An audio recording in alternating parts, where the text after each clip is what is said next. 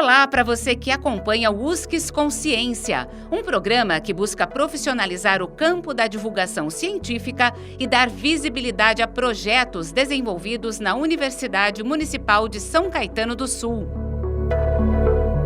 O USCS Consciência foi criado para conectar ciência e sociedade e se dedica à prática de divulgação científica a partir dos meios de comunicação em diferentes formatos e linguagens.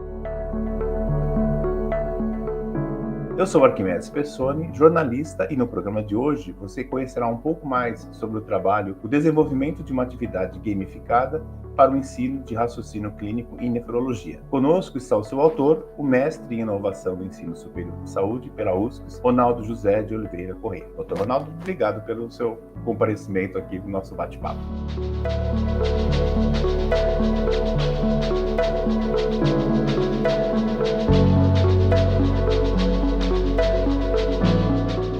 Eu que agradeço. Então eu vou começar, eu sempre pergunto como é que surgiu o tema, mas na verdade assim, ao ler o seu trabalho, eu me recordei de um antigo professor de metodologia que me disse, uma vez eu estava com dificuldade de encontrar o método, ele falou assim, primeiro você acha, depois você procura. Quando eu vi o seu trabalho, eu fiquei desconfiado que isso aconteceu no seu caso.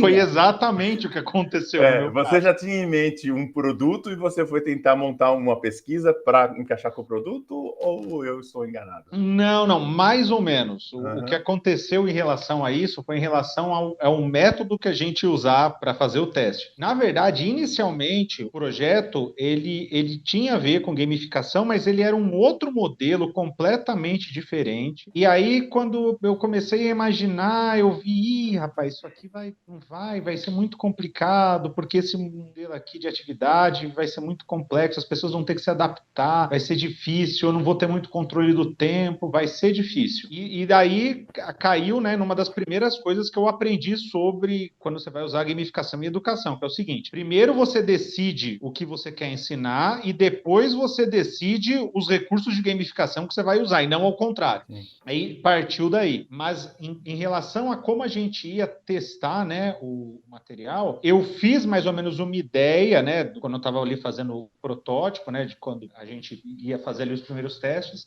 E aí depois que eu fiz, eu falei, né, eu conversando com o Brito, que foi meu orientador, eu falei, Brito, eu tô pensando em fazer alguma coisa mais ou menos desse tipo aqui e tal. Ele virou para mim e falou assim, então, isso aí já existe, chama Design Science Research, dá uma lida que você vai ver. Aí eu fui ver que era mais ou menos o que eu tinha imaginado. Aí foi o que ele falou, na verdade isso aí, não é que você tá fazendo, isso aí já existe, já trabalharam essa ideia, vai na fé e vai atrás que você vai entender.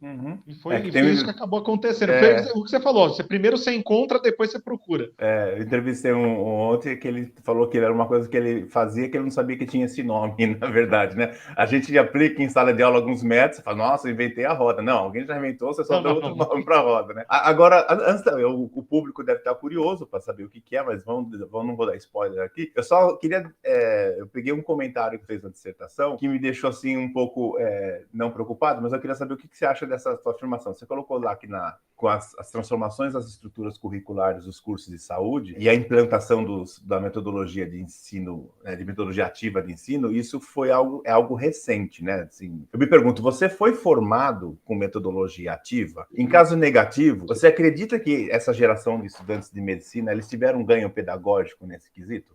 Não, eu fui educado no método tradicional mesmo, escola antiga, old school. GLS, giz, lousa e saliva, né? Exatamente, foi completamente nesse formato aí. Mas eu percebo que é muito diferente. Assim, hoje eu vejo com os alunos hoje que eles têm muito mais proatividade, eles são muito mais curiosos, eles têm uma disposição muito maior para debater do que eu via na minha época. Então, na minha época, por exemplo, e isso até para o professor, principalmente se ele é um professor já mais antigo, que já tem um certo tempo de carreira, eu imagino que isso deve ser um pouco estranho migrar por esse modelo novo. Porque na minha época, por exemplo, não tinha muita conversa, né? O professor falou, a água água parou. É porque o professor falou que é assim e acabou a conversa. Hoje em dia, com os alunos, eu vejo isso um pouco diferente. Às vezes eu falo uma coisa e eles querem. Não, mas tudo bem, mas da onde saiu essa ideia? Mas por que que é assim? Ah, mas e nessa situação, por que que é assim, não é assado? Não deveria ser de tal jeito? E aí a gente tem que acabar, né? Não se justificando, mas entrando um pouco mais e explicando para eles por que que é daquele jeito, né? Muitas vezes eles não se contentam com, é porque o professor falou. Não, o professor falou, mas pô, eu quero saber por que que ele falou isso, da onde que ele tirou isso, da onde que surgiu essa conclusão. Então isso é uma coisa que eu vejo muito, assim, é uma diferença brutal, assim, da minha geração para o pessoal mais novo. Agora, esse raciocínio clínico, né, que você comenta na sua dissertação, de que forma que a gamificação pode ajudar nesse raciocínio? O que acontece? O raciocínio clínico em si, seja na medicina ou em qualquer, né, outra ciência da saúde, é algo muito complexo, né? Porque é aquela história, né? Você está procurando uma coisa, quando você está aprendendo, você está procurando uma coisa que você não tem a mínima ideia do que é. Você não tem muita ideia de, puxa vida, olha, eu acho que eu tô bom agora.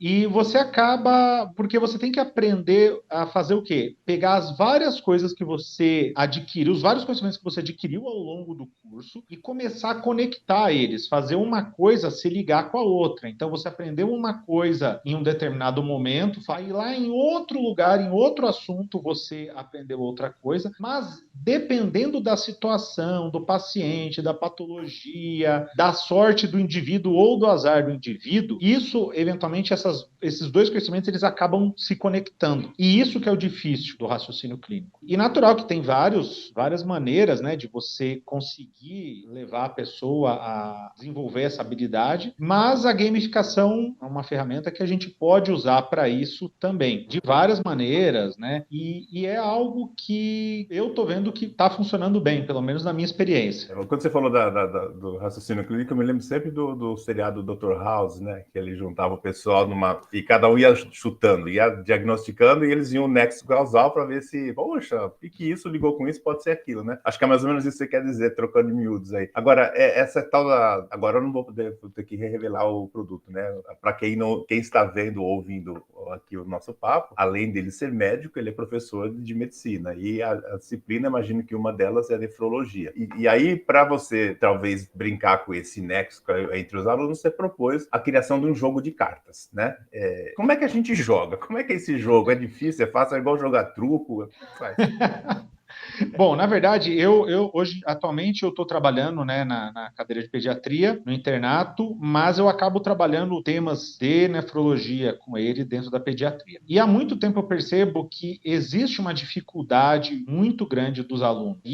Há muito tempo eu percebo isso em vários lugares, né, que eu já trabalhei. Mesmo com os colegas já formados, a gente percebe que existe uma certa dificuldade, porque o rim ele é um órgão muito complexo, que ele vai fazer parte de vários eixos diferentes, então ele vai trabalhar na parte de controle de elementos do sangue, de controle de hemoglobina, de controle da acidez do sangue. Então ele é um órgão muito, muito rico, né, do ponto de vista de fisiologia. E isso acaba dificultando muito você aprender sobre ele. Quando você vai levar isso para a questão do raciocínio clínico, isso fica elevado a milésima potência. Então, basicamente, qual foi a ideia, né, do jogo? Foi fazer um jogo, na verdade, onde o que eles fazem no jogo, tá, às vezes até sem perceber, é criar histórias, né? Então, criar a história clínica do paciente. Porque, tradicionalmente, o que a gente faz? A gente dá a história clínica do paciente e quer que eles devolvam para a gente, olha, qual é o diagnóstico, quais os exames que você pede, esse tipo de coisa. Eu inverti a lógica. Eu disponibilizo para ele, né, no jogo, através de cartas, quais são os sinais, os sintomas, qual que é o processo fisiopatológico que está envolvido,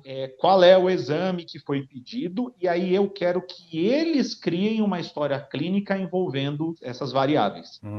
Ok. Então, o que acontece? E aí, nesse processo, através dos mecanismos, que é aí que entra, né, a questão do mecanismo de ponto dentro do jogo, eu quero que eles deem a maior riqueza de detalhes possível. E isso obriga eles a puxar dos conhecimentos que eles têm a maior quantidade de informação que tem a ver com aquilo com aquela história que eles estão desenvolvendo. E aí entra uma terceira questão, que é a seguinte: eles não conseguem simplesmente ir puxando as informações e vomitando o que eles puxam de memória, porque as informações, como eles estão criando uma história clínica, essas informações elas têm que bater entre si. Então, se ele fala para mim que o paciente tinha um determinado sintoma, obrigatoriamente, às vezes, por exemplo, ele vai ter que me falar ali para frente que um determinado exame que o paciente fez veio com resultado A e não B.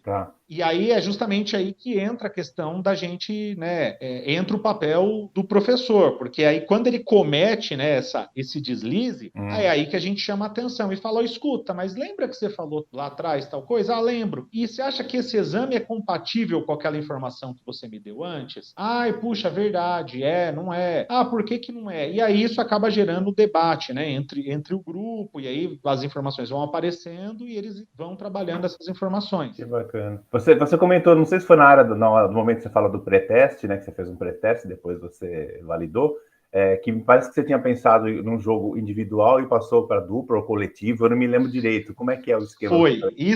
Isso foi, eu acho que talvez uma das coisas mais curiosas, assim, mais interessantes que aconteceram. Porque inicialmente a atividade ela foi desenvolvida para ser uma atividade individual, né?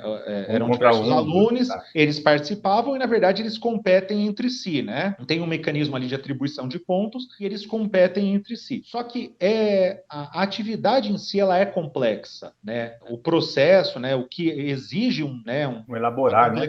É uma elaboração complexa. E aí o que começou a acontecer, o que aconteceu nas primeiras vezes? E mesmo estando competindo entre si, eles se ajudavam muito. Na verdade, eles começaram eles mesmos a se reunir, a um ficar mais pertinho, um sentar mais do ladinho do outro. Não, deixa eu ver essa tua carta aqui, e eles trabalhando em conjunto, né? Legal. Mesmo sendo uma atividade competitiva. E aí eu percebi que isso agregava muito no processo. Sim, a questão deles poderem dialogar com mais um ou com mais dois colegas, isso agregava muito no processo. E aí isso acabou sendo integrado e aí a gente acabou modificando o desenho da atividade e transformando numa atividade em duplas ou em trios, né? Então, na verdade, são duplas ou trios que eles vão acabar disputando entre si.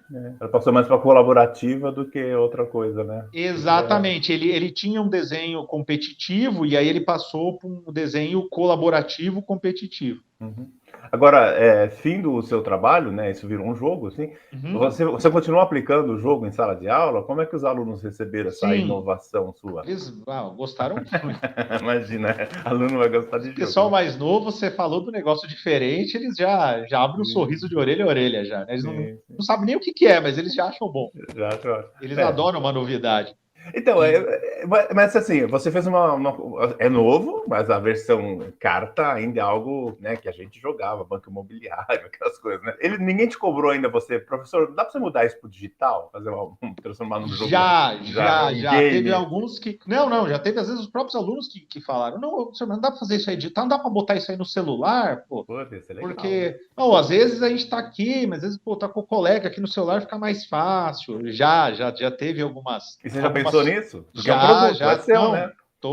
Sim, tô com essa ideia na cabeça aí de talvez passar isso aí, fazer uma versão digital, que é até mais atrativa, né, também, até permite até você agregar outros recursos ali que dão mais riqueza, né, a atividade como um todo. E pode te gerar patente e você ganhar comercialmente, inclusive. Também, né? O que não é ruim. Não, imagina, muito bom também. Nada contra, né? Esse conhecimento é vira bom dinheiro. Demais, inclusive. Porque, na verdade, tanto médico quanto jornalista, o que a gente vende? A gente vende conhecimento, né? O teu conhecimento está reunido num jogo que pode ser outra coisa, né? Então, isso é ótimo, isso é muito bacana. E como é que os seus colegas médicos e também os professores, né? Porque você convive com todo mundo aí, eles acharam dessa prática? Não falaram, deixa eu fazer isso com a minha disciplina, que é X, posso posso roubar a tua ideia? Como é que foi isso? Não, eles acharam interessantes. Até tinha um colega meu que a gente trabalha mais ou menos próximo, né? E então, algumas vezes eu até falava, ó, tal dia, se estiver mais tranquilo aí, dá para mim pegar essa turma que tá com você emprestada aí? Não, dá, tal. Aí a gente acabava fazendo junto, né? Ele acompanhando. Nossa, ele achou super interessante também, né? Teve até um dia que ele começou a olhar, daí ele olhou para mim e falou assim, ô, tá meio difícil esse negócio aqui, né? Eu falei, não, mas A ideia é essa. a ideia é essa. Nossa, que bacana, né? De repente eles podem usar em sala de aula com as outras disciplinas, né? Claro, mudando uma regra, né? Ou, claro, mudando o assunto. Sim, Né? na verdade é possível, porque apesar de que essa versão, né, foi feita voltada para a nefrologia, na verdade ela consegue se adequar a qualquer especialidade dentro da medicina. Na verdade, qualquer coisa que envolva raciocínio clínico, que envolva você conjugar coisas, conhecimentos diferentes dentro de um mesmo contexto, dá para adaptar e fazer. Na verdade, eu até estou com uma intenção de fazer um outro, mas já mais de pediatria geral, já envolvendo outras coisas. Bichinho picou agora. Não, o bichinho já picou. Tem uma outra questão que também é curiosa, que assim, o que acontece? Essa versão que eu fiz foi de nefrologia, mas ainda assim é interessante que quando eles se viam apertados, eles conseguiam chamar coisas de outras especialidades e inserir no contexto. Porque apesar do jogo ser voltado para nefrologia, eu não restringia. Eu falava assim, olha, se vocês conseguirem pensar em alguma coisa de outra especialidade, tudo bem, vocês podem usar esse conhecimento. Mas eu imaginei no começo que eles não vão conseguir. E 3x2 eles conseguiam. Na verdade, houve algumas situações que eles conseguiam imaginar coisas que eu não consegui. Sim, você criou um monstro, né? Eu criei um monstro.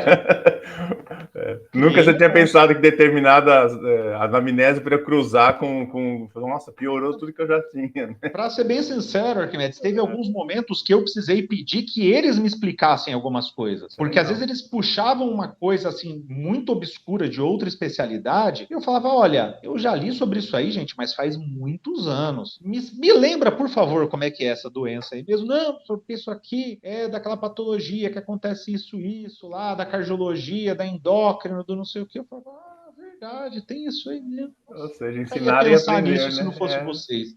Nossa, é muito bacana que você está aprendendo com eles também, né? E você tem a humildade, né? Como é difícil em alguns casos, de dizer, não sei, não lembro, né? Me ajuda aí, né? Porque tem uns aí que falam, não, eu sei, mas não interessa, eu já corto o cara na hora para não falar que você não sabe, né? Foi ótimo. Não, aí não dá, né? Não. Agora, diga uma coisa, né? Para encerrar aqui, como é que foi a tua experiência de mestrado, né? Porque, assim... Médico tem a mania de ser chamado de doutor, né? Por historicamente falado, embora não tenha um doutorado. Você vai fazer um mestrado. O que você achou da experiência de fazer um mestrado? E se você tem em mira um doutorado agora? Ou já deu o que tinha que dar? Já não aguento mais? Então, assim, Arquimedes, como é que foi? Eu vou contar a minha experiência, como é que foi. Eu já tinha a intenção de fazer o mestrado há algum tempo, mas é aquela história, você sempre vai deixando para depois, até a hora que eu me vi numa situação ali que me foi exigido e falaram, não adianta, você vai ter que fazer, chega, já deu. Sim. E eu fui fazer. E assim, eu já tive vários colegas da medicina, mas também de outras áreas, né, que já tinham feito mestrado, doutorado. E na maioria das vezes, assim, o relato deles é que, nossa, meu Deus, é um negócio que, nossa, acabou comigo e tal. E para mim, assim, eu fiquei surpreso, porque para mim a experiência foi, maravilhosa. Eu não vou falar que não exige dedicação, exige um esforço, exige várias coisas. Mas para mim foi algo muito legal, muito fascinante. Eu ter contato com coisas que eram um pouco de fora, principalmente dessa parte de ensino, que é algo que era um pouco fora, né, do que eu estudei a vida inteira. Então, puxa, tipos de trabalho diferentes, pontos de vista diferentes, aprender coisa nova, autor novo. Para mim foi um negócio maravilhoso. Óbvio que, né, é aquela história, né, tem a inspiração e tem a transpiração. Mas a experiência em si é maravilhosa. Assim, eu falo que Às vezes eu tenho dó, do Brito, do meu orientador, porque tinha dias que era assim, por exemplo, 11 horas da noite, eu mandava uma mensagem para ele, falava, pô, Brito, eu acho isso, mas eu mandava achando, tá bom, amanhã ele vê. E o pior é que às vezes 5 minutos depois ele respondia. Pois é, o Brito tem disso também, ele é ligado 24 horas. Né? Mas foi muito legal, assim, eu achei que foi muito legal, porque, pô, você vê, você estuda, você tem uma ideia, aí você vai pesquisar sobre aquela ideia, você fala, não, puxa, mas essa ideia aqui, já trabalharam essa ideia, dá para fazer um pouco diferente. Aí, às vezes, você fez, aí você tem na sua cabeça aquele negócio, não, tá pronto, é isso aqui. Uhum. Aí você, do nada, você abre o celular e fala assim, deixa eu ler esse artiguinho aqui que me bateu. Aí você começa a ler, você fala, não, mas aquilo lá que eu fiz eu vou mudar, não vou fazer desse jeito não, vou fazer diferente. E, nossa, eu achei, pra mim foi maravilhoso, assim, eu achei muito legal. Legal. Talvez até pelo modelo de mestrado que você escolheu, que é o acadêmico, que não é o acadêmico, que é o profissional, fez um grande sentido em função do teu resultado, né? Porque se você produzisse apenas uma dissertação, né, e texto, e dependesse de uma banca sisuda lá, e só ficasse vomitando autores, não... Ok, eu tenho o título de mestre, mas e o que vai mudar na minha vida? Agora, me parece que já era uma atividade que você fazia, você começou a pensar sobre ela, você achou um modo até mais legal de fazer, né? E apresentou um produto que... Tanto que, assim, eu tô chamando até pelo produto, tô nem falando da sua dissertação, dos teóricos, o que você usou, isso parece que ficou menos importante do que o produto em si, que condensou toda essa reflexão que você fez sobre os autores, sobre as metodologias, né? E conseguiu, olha, é isso que eu achei. Então, talvez o produto tenha sido mais prazeroso, né, para você, né? Eu sinto isso dos alunos que fazem o mestrado profissional. Ele é mais difícil. A gente vem de um mestrado acadêmico em comunicação para um profissional. E a gente torceu meio o nariz quando teve que mudar, né? Porque, tava tão legal do jeito que eu tava, né? Mas aqui vai ser mais fácil. Fácil nada, porque além de você escrever a dissertação, você tem que montar um produto em 2 anos, né? E você trabalha pra caramba, né? A maioria das pessoas tem boleto para pagar, né? Então não vou estudar 2 anos, ficar brisando, né? Não, a vida continua, né? Então é complicado, mas eu dou parabéns pelo teu trabalho. Eu não pude assistir a defesa, mas eu li, né, várias vezes o trabalho para poder montar a entrevista e tal. E dou os parabéns e espero realmente que o teu produto apareça em outras plataformas, né? Que você fique muito rico, lembre dos seus professores pobres. Não, imagina, nossa, agradeço, obrigado, assim, acho que eu tive bastante apoio também, né, entre os professores, um dá uma ideia, o outro comenta uma coisa, o outro bota aquela pulga atrás da tua orelha, e eu achei que foi muito legal, assim, eu achei que essa questão do mestrado profissional, eu gostei muito também por conta disso, porque a gente acaba trabalhando coisas que tem a ver com o nosso dia a dia, né? Tem a ver com o que a gente faz no dia a dia. Então, enriquece muito, né? Enriquece muito. Eu falo, assim, que o jeito que eu enxergo a minha prática como professor antes do mestrado e depois do mestrado são visões completamente diferentes. Completamente diferentes. Sim, outra pessoa. Esse foi o USCS Consciência, programa sobre pesquisas realizadas na Universidade Municipal de São Caetano do Sul. Este episódio teve a apresentação de Arquimedes Pessoni e trabalhos técnicos de Márcio Roberto do Nascimento Filho. O USCS Consciência é uma produção da Coordenadoria de Comunicação e Universidade de São Caetano do Sul e pode ser acessado no canal do YouTube da USCS e nos aplicativos de podcast. Você encontra o USCS Consciência nas redes sociais Facebook e Instagram.